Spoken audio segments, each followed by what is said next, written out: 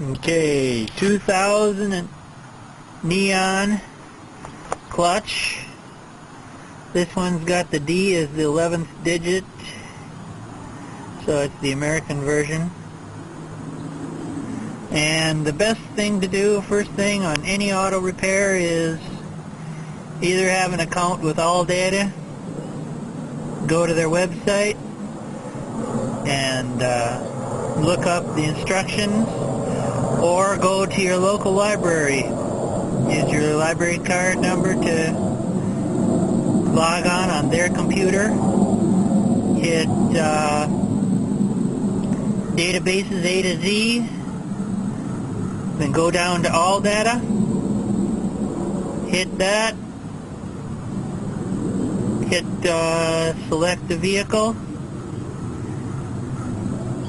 go through the year, make, model. It'll ask what engine you've got, and then it'll give you step-by-step instructions, and you won't need to watch any more of this video unless you just feel like it. But so first thing, raise the hood. I've done that. Disconnect, isolate both battery cables, remove both, or hold down clamp and bolt, and remove battery. Then remove the air cleaner throttle body assembly as follows. And okay, on the battery we had 10mm on the post clamps, and the hold down was 13mm. We've got this on the air cleaner. We've got this little line here to pull apart. Pull this electrical connection. Disconnect this, so the hose is out. This is out of the way. And you've got a 10mm hold down here. And if you don't have a screwdriver as close as you've got a 5/16 socket, you can use that to take this hose off. And then we just have to get these throttle lines disconnected. And you just have to pull this out of there. This is loose enough to get this electrical connection off, to twist around and have easy access to the. And you also have this hose to pull off this end, making it even easier to get at it. And there's a little tab right there. You pry up, and then this will slide, and then you can slide the other one. Just look for the little and we've got 4 10mm and a 1/2 inch to move the tray out of the way, giving you 10mm to take the ground cable off. Then disconnect the backup. Then comes the bell housing cap.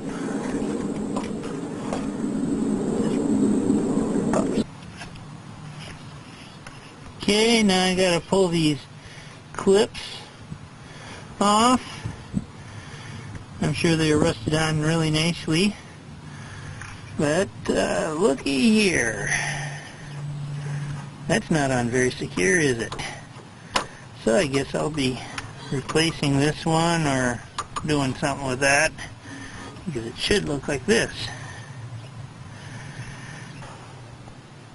Yeah, I put a vice grip on it, put a screwdriver holding the screwdriver in place, and then I pried down on the screwdriver and the clip came off pretty nicely, both of them. And to get the cables off the bracket, I just pushed it back and then they slid right out really nice and easy. And I just popped it up off this nub here.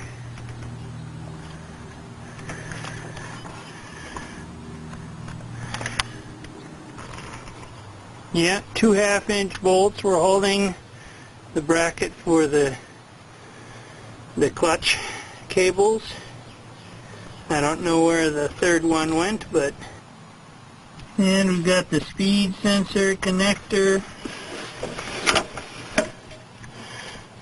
that you disconnect. It says to raise the engine on a hoist, but that's not quite my reality.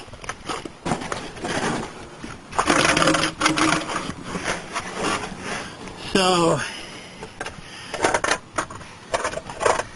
next we loosen that drain plug, then pop out the 2 drive axles, after I drain, of course. Okay, to give some room to move the drive axles out of the way of the transmission, just give some extra room, I undid the lower ball joint with an 18mm and a 15mm, and I couldn't get it to separate, so I lowered the disc for the disc brakes down onto a log and tapped here with a hammer after I'd given it plenty of room to move by lowering the jack, and this separated then. One thing to make sure when you put it back together again, you see this notch in the side of there. You're going to have to line that up when you slide the bolt in, otherwise you won't get this bolt to slide in nicely. Now,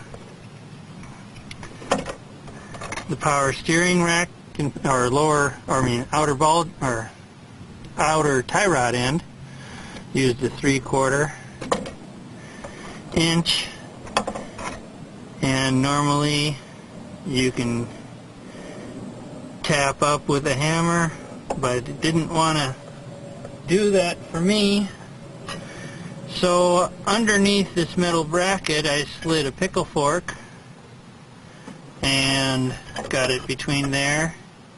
That way I don't damage this rubber boot, so I can put it back together when I'm done. As you see now, I'll have some room to slide that out. I'll just take a little pry bar between there and pop this side out. Then I'll loosen up the other side like this. Throw this extra log under the car for safety. And next, the structural collar. 2 15s and 2 18s. One here and one there for the 18s, and the 15s are here. Next, we just took off that brace. Now the lateral bending brace. 2 18s, 2 15s, and a 10. And we've got a 10mm to remove this dust cover.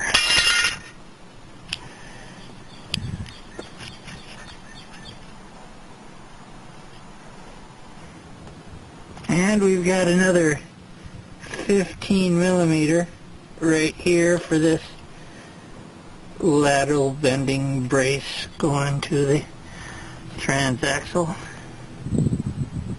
To give myself some more room with that brace, 10mm take the caliper off, 1/2 inch for the 3 up here, drop the strut, pull it out a little bit so I have more room. Next is the starter, 2 15-minute millimeter bolts, one on each, coming from each direction.